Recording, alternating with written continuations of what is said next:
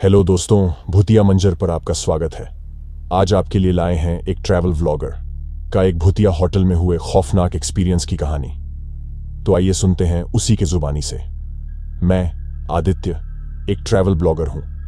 घूमने फिरने और अनोखी जगहों को खोजने का मेरा शौक है। इस बार मेरी मंजिल थी हिमालय की ऊंची चोटियों में बसा हुआ मूनलाइट पैलेस नाम का एक पुराना होटल। ये होटल अंग्रेजों के जमाने का बना हुआ था और अपने सुनहरे दिनों में हाई सोसाइटी का अड्डा हुआ करता था। अब यह ज्यादातर बंद रहता था, सिर्फ कभी कभार एडवेंचर के शौकीनों को ठहरने के लिए खोला जाता था।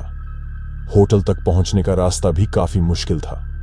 घंटों की ट्रैकिंग के बाद मैं थका हारा होटल पहुंचा। बाहर से देखने में यह आलीशान लग रहा था, मगर करीब जाने पर इसकी जर्जर हालत सामने आई। टूटी हुई खिड़कियां, उखड़ी हुई सीढ़ियां और चारों तरफ पसरा सन्नाटा, मानो समय यहीं ठहर गया हो। होटल के मैनेजर विक्रम सिंह एक बूढ़े व्यक्ति थे। उन्होंने मेरा स्वागत किया और मुझे एक कमरा दिया। कमरा साफ सुथरा था, पर हवा में एक अजीब सी ठिठुरन थी। जैसे ही रात हुई, अजीब सी आवाजें आने लगीं। कभी दूर से किसी के चलने की छाप, कभी दीवारों में खटपटाहट। कुछ देर बाद कमरे के कोने में रखे हुए पुराने शीशे में एक धुंधली सी आकृति दिखाई दी। एक महिला सफेद साड़ी पहने उदास चेहरे के साथ मुझे घूर रही थी। मैं डर के मारे हिल भी नहीं पा रहा था। कुछ देर बाद आकृति गायब हो गई। पूरी रात मैं सो नहीं सका। सिर्फ वही आवाजें और वो डरावनी छवि मेरे जहन में घूमती रहीं। सुबह होते ही मैंने विक्रम सिंह से रात की घटना के बारे में बताया। उन्होंने चौंकते हुए बताया कि ये होटल भूतिया माना जाता है। कुछ साल पहले यहाँ की रानी अमृता रहस्यमय तरीके से गायब हो गई थी। लोगों का मानना है कि उनकी आत्मा आज भी होटल में भटकती है। उन्होंने बताया कि रानी अमृता अपने पति राजा विक्रमादित्य से बहुत प्यार करती थी, लेकिन राजा का किसी और महिला से संबंध था। रानी अमृता इस बात से दुखी रहती थी। एक रात रानी अचानक गायब हो गई। उनकी कहीं कोई खोज नहीं हो पाई। विक्रम सिंह ने आगे बताया कि कुछ लोगों का मानना है कि राजा विक्रमादित्य ने ही रानी अमृता को मरवा दिया था और उनकी लाश को होटल में ही छिपा दिया। इन कहानियों ने मेरी जिज्ञासा को और बढ़ा दिया। मैंने होटल की पुरानी किताबों और दस्तावेजों को खंगालना शुरू किया। पुराने नोट्स और डायरी से मुझे पता चला कि रानी अमृता ज्योतिष और तंत्र मंत्र में गहरी रुचि रखती थी। उनकी एक डायरी में एक गुप्त तहखाने का जिक्र मिला था, जिसे राजा विक्रमादित्य ताला लगाकर बंद रखते थे। कहीं ना कहीं ये तहखाना रानी अमृता के गायब होने से जुड़ा हुआ था। मैंने विक्रम सिंह को रानी अमृता की डायरी दिखाई और तहखाने के बारे में पूछा। वह पहले तो हिचकिचाए, लेकिन मेरी जिद के आगे झुक गए। उन्होंने मुझे तहखाने तक ले जाने का रास्ता बताया। एक संकरी सीढ़ी से नीचे उतरने के बाद हम एक नम और अंधेरे तहखाने में पहुंचे। मैंने अपनी टॉर्च जलाई। दीवारों पर अजीब सी निशानियां बनी हुई थीं और हवा में एक सड़ा हुआ सा गंध था। तहखाने के बीचों बीच एक पत्थर का बना हुआ मंच था। उस मंच पर एक पुरानी सींदुक रखी हुई थी। जैसे ही हमने उस सींदुक को खोलने की कोशिश की, चारों तरफ हवा चलने लगी और एक ठंडी सी लहर कमरे में दौड़ गई। अचानक वही सफेद साड़ी वाली महिला सामने आ खड़ी हुई। इस बार उसका चेहरा क्रोध से तमतमाया हुआ था। वह हमारी तरफ तेजी से बढ़ी। डर के मारे हम वहां से भाग निकले। होटल के कमरे में वापस आकर भी घबराहट कम नहीं हो रही थी। तभी मुझे अचानक एक ख्याल आया। रानी अमृता ज्योतिष में पारंगत थीं। शायद उनकी आत्मा हमें डराना नहीं, बल्कि कुछ बताना चाहती है।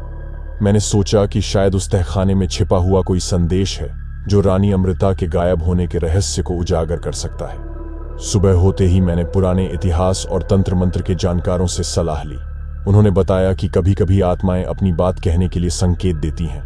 उन्होंने मुझे कुछ खास मंत्रों का जाप करने और तहखाने में फिर से जाने की सलाह दी। उस रात मैंने मंत्रों का जाप करते हुए तहखाने में प्रवेश किया। इस बार वातावरण शांत था। मैंने ध्यान से देखा तो पाया कि पत्थर के मंच पर रखी हुई सींदुक पर कुछ निशान बने हुए हैं। वे निशान किसी भाषा के अक्षरों जैसे लग रहे थे। मैंने उन निशानों को नोट कर लिया और उनकी मदद से एक पुराने ग्रंथ का अध्ययन किया। ग्रंथ के अनुसार निशानों को तोड़ने पर पता चला कि ये होटल के नक्शे का एक हिस्सा थे। निशान एक गुप्त कमरे की तरफ इशारा कर रहे थे, जिसे राजा विक्रमादित्य ने छिपा रखा था। उस कमरे तक पहुंचने के लिए होटल की संरचना को गौर से देखना पड़ा। कुछ दिनों की मेहनत के बाद मुझे एक दीवार में एक धक्का देने वाली ईंट मिली। ईंट को दबाने पर एक गुप्त दरवाजा खुल गया, जो एक संकरी सीढ़ी की तरफ ले गया। सीढ़ी से नीचे उतरने पर मैं एक धूल भरे कमरे में पहुंचा। कमरे के बीचों बीच एक मेज रखी हुई थी जिस पर कई कागजात बिखरे हुए थे। उन कागजातों को पढ़कर मेरी रूह कांप गई। कागजातों से पता चला कि राजा विक्रमादित्य रानी अमृता को ज्योतिष और तंत्र मंत्र में उनकी रुचि के कारण डरता था। वह मानता था कि रानी किसी तरह उसका राज सिंहासन छीन सकती है, इसलिए उसने एक तांत्रिक की मदद से रानी को जहर देकर मार डाला और उनकी लाश को इसी गुप्त कमरे में छिपा दिया था। उस कमरे में रानी अमृता की हड्डियां भी बिखरी हुई थीं। उन हड्डियों को देखते हुए मुझे एहसास हुआ कि रानी अमृता की आत्मा इसलिए भटक रही थी क्योंकि उन्हें मुक्ति नहीं मिली थी। अब मेरा उद्देश्य रानी अमृता की आत्मा को शांति दिलाना था।